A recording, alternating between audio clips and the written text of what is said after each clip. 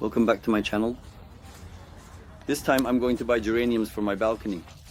We'll take a look at what we need to pay attention to. I'm especially looking at the shoots. The colors are important.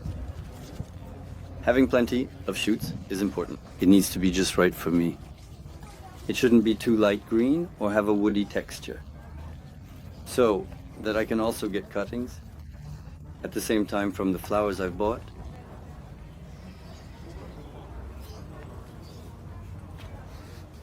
Now, as I examine some of the plants, I'm looking at the flowers. Instead of buying a water flower, they came here. They've broken the shoots to buy flowers. Yes, it should be good. It lasts in threes.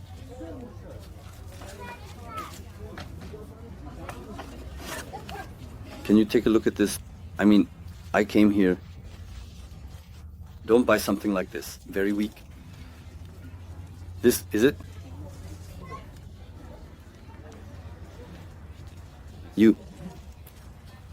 It's quite beautiful, this geranium of mine. We can take out 2 or 3 more. By the cutting method. In the later parts of the video, I'll explain how it's done. You'll see, as I mentioned earlier, the stems shouldn't be woody. This high school is close to a perfect geranium root, where the flowers haven't bloomed yet.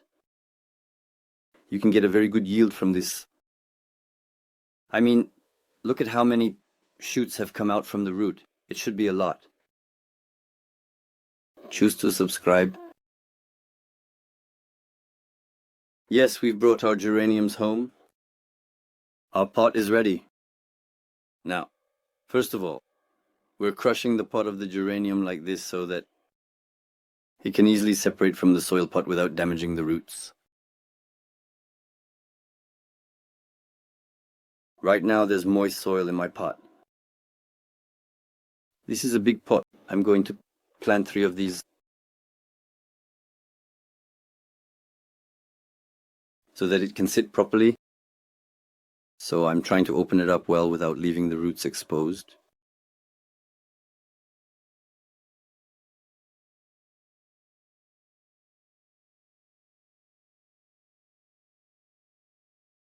We're placing our flowers slowly and gently without damaging the leaves. By the way, the pot needs to be changed every 2 years. This process is usually done in March. In winter, geraniums should be kept at a temperature between 7 and 10 degrees.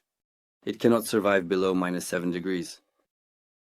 If you can't change the location of your flower, meaning if you're planting it in the garden instead of a pot, you can cover it with a plastic bag.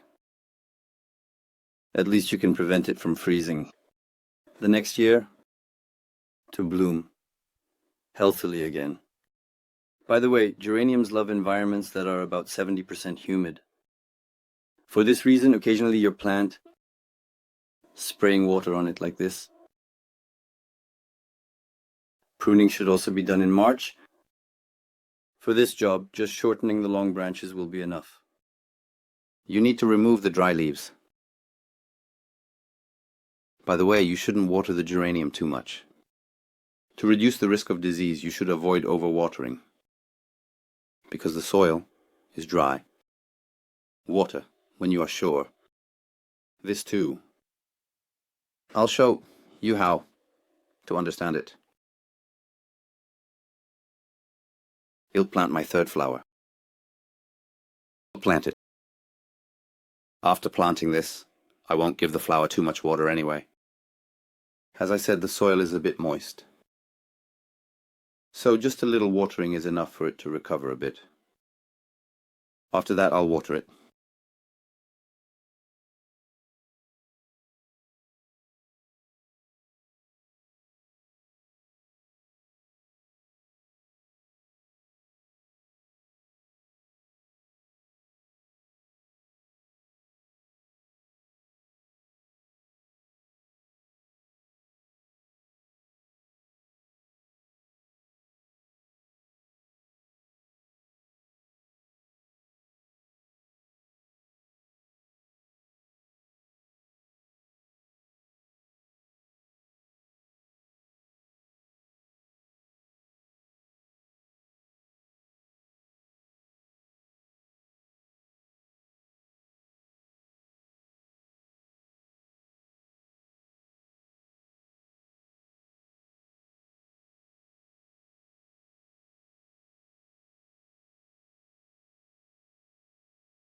As I said, I won't give it too much water because the soil is moist.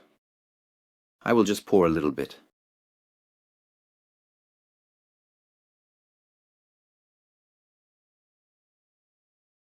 After 2-3 days, I will start giving the fertilized water now.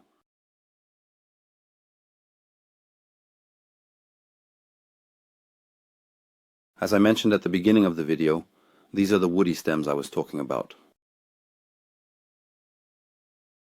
No matter how you look at it, it had been sitting there for 2 years. I didn't bother at all, I didn't even look. If the stems are like this in the florist you are buying from, that is, if they are no longer green, but woody, do not buy these sardonias. I suggest you don't waste your money, because this cannot be made into steel. First of all, make sure that the bottom of the pot we will use has a hole. So at least let the water flow into the saucer. This applies to the large pots. This applies to small pots as well. Let's not rot our flowers. Pay attention to this. Let's move on to the method of propagating our geraniums, which is taking cuttings. For example, we need to break this off from the part close to the root. It's quite a good propagation. This is actually a good shoot. Try to break it off as close to the root as possible. From the side shoots that have reached a length of 7.5 centimeters.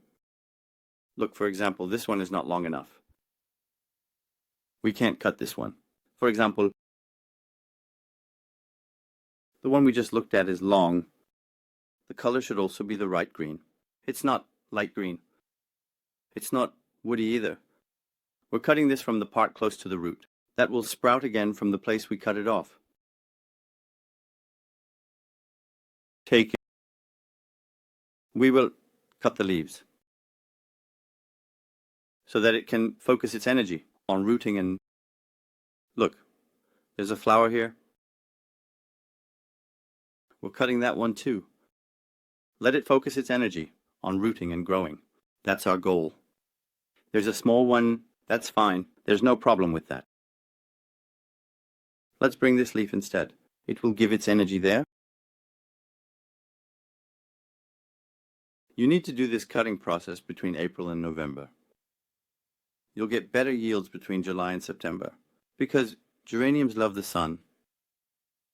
I currently have some moist soil. I'm using this to show you quickly, actually. When you cut this, you need to wait for about 200 hours for the tip to dry a bit. After that, applying it becomes more efficient. We won't water this soil for 2 days. 3, 4, and 5. We'll water it every day. Chic. After that, we'll water the soil as it completely dries out for a month. During this month, the flower will have rooted exactly. You can now switch to regular watering. If the ambient temperature is above 20 degrees, the cuttings will root within 15 to 20 days. It doesn't root easily just by soaking in water. Plant it directly in moist soil. I recommend this. When flowering begins in the summer, the wilted branches of the flower should be removed. Let me show you an example here. It hasn't completely wilted, but let's assume it has. We'll cut it directly from the base of this flower branch.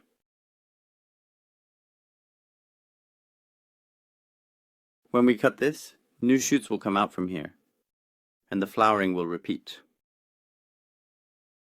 Don't pluck the flower directly from the top. Cut it from the base of the stem. It's kind of like a pruning process. You need to do this throughout the summer. As I mentioned at the beginning of the video, we need to avoid overwatering to reduce the risk of disease. How will we understand this? We said we insert our finger close to the root. We insert it about 1-2 centimeters. We can tell if the soil is dry. By the way, I have a natural fertilization formula for watering in the video above. I have a formula. Look, for example, this is dry. We will water this. By watching my video, You can also learn about the fertilization system. Let's take a look at the other flower. As soon as I insert my finger, I can feel the moisture right away. This is how it is. For example, we won't water this. For more information about flowers, don't forget to subscribe to my channel. If you liked the video, please click the like button.